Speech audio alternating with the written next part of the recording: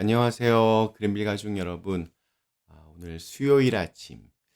네, 오늘도 이렇게 주시는 하나님의 말씀을 통하여서 우리의 몸과 마음이 조금 더 거룩하여지고 또 그것이 우리의 실제 삶 속에서 주님의 제자의 모습으로 점점 이렇게 발전해 나갈 수 있기를 간절히 기원합니다.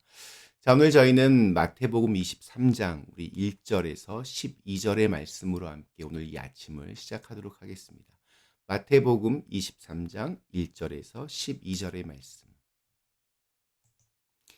이에 예수께서 무리와 제자들에게 말씀하여 이르시되 서기관들과 바리새인들이 모세의 자리에 앉았으니 그러므로 무엇이든지 그들이 말하는 바는 행하고 지키되 그들이 하는 행위는 본받지 말라.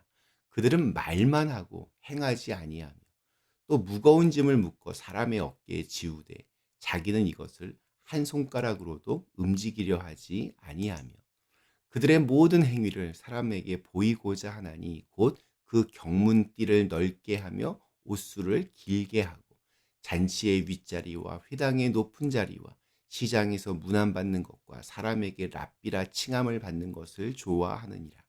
그러나 너희는 랍비라 칭함을 받지 말라. 너희 선생은 하나요? 너희는 다 형제니라. 땅에 있는 자를 아버지라 하지 말라. 너희의 아버지는 한 분이시니 곧 하늘에 계신 이시니라. 또한 지도자라 칭함을 받지 말라. 너희의 지도자는 한 분이시니 곧 그리스도시니라. 너희 중에 큰 자는 너희를 섬기는 자가 되어야 하리라. 누구든지 자기를 높이는 자는 낮아지고 누구든지 자기를 낮추는 자는 높아지리라. 아멘.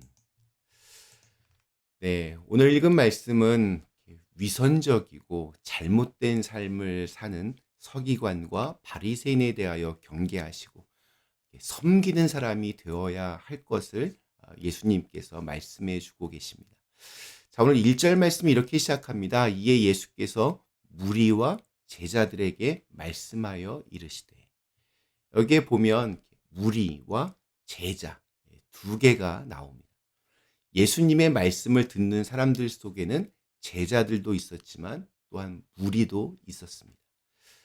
제자들은 예수님을 따르는 사람들, 예수님의 그리스도 되심을 믿는 사람들, 예수님을 위해서 자기의 인생을 던진 사람들이라고 말할 수 있습니다.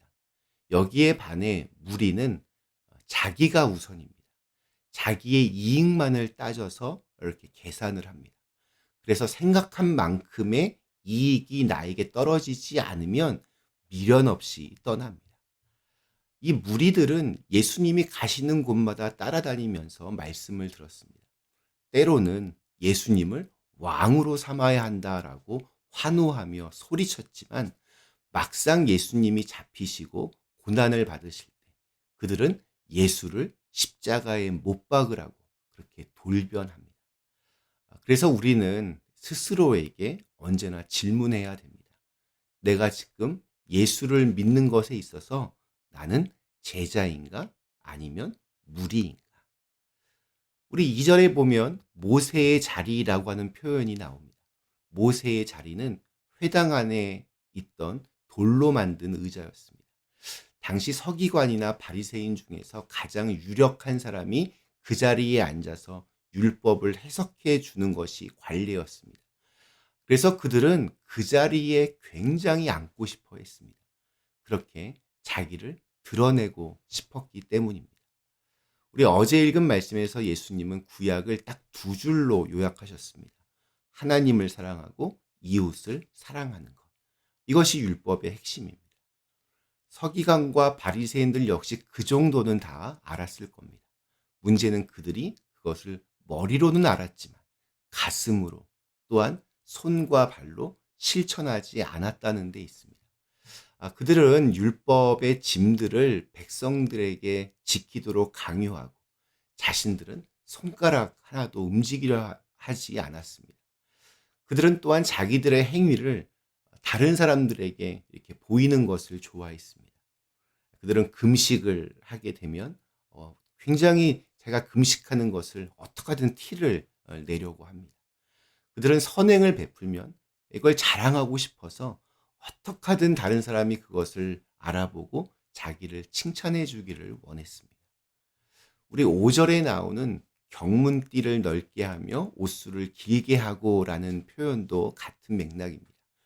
이스라엘 백성들은 이마와 손목에 하나님의 말씀, 여기서는 경문을 담는 그러한 통을 이렇게 달고 다녔습니다. 처음에는 하나님의 말씀을 더 잘 기억하기 위해서 그 통에다 말씀을 넣고 다녔는데 나중에는 과시하기 위한 것으로 변질되었습니다. 나는 이렇게 하나님의 말씀을 정말 사모하는 사람이다. 점점 그 통이 커져갔습니다. 이것을 예수님께서 지금 지적하고 계십니다.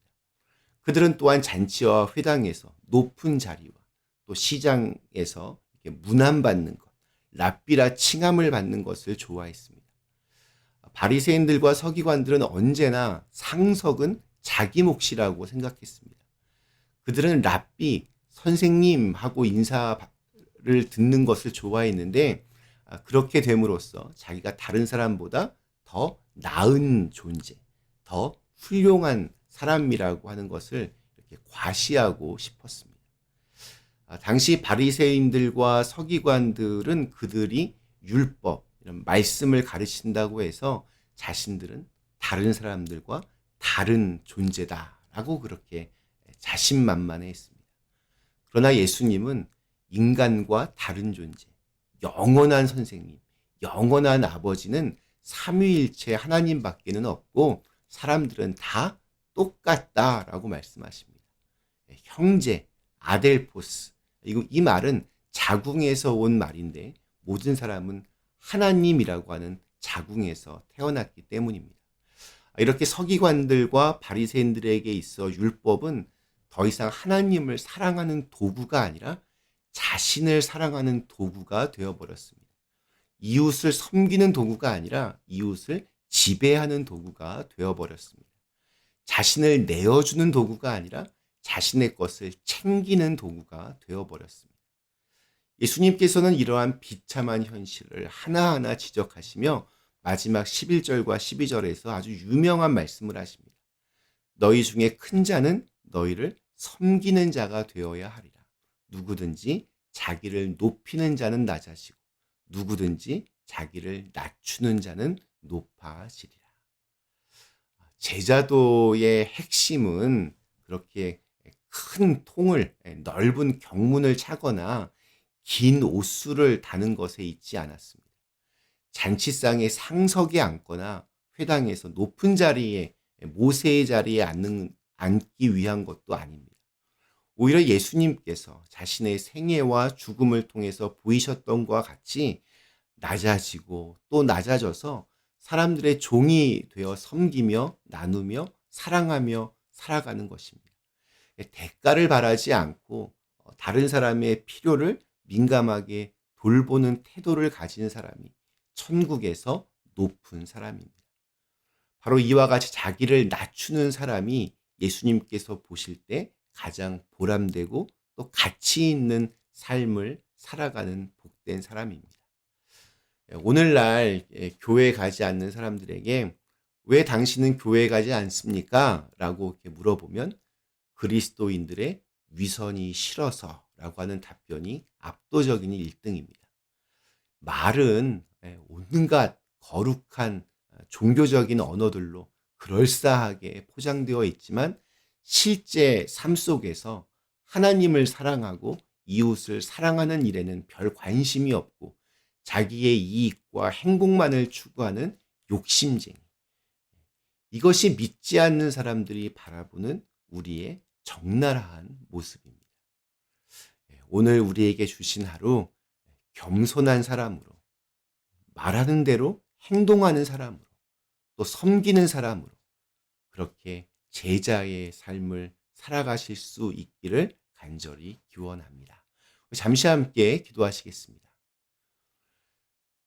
사랑의 하나님, 우리가 예수님을 믿는데 정말 잘 믿게 하여 주시옵소서.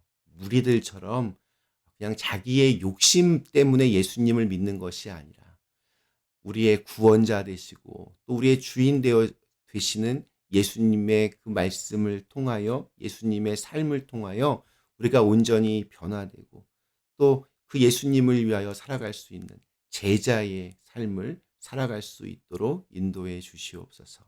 예수님의 이름으로 간절히 기도드리옵나이다. 아멘.